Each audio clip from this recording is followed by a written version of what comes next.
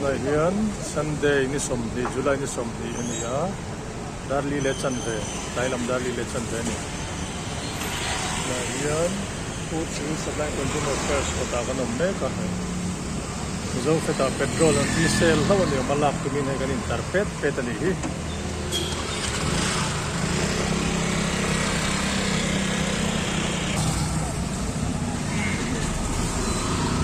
tarpet pet mai ni tuna hian lak tum kan tam kop mai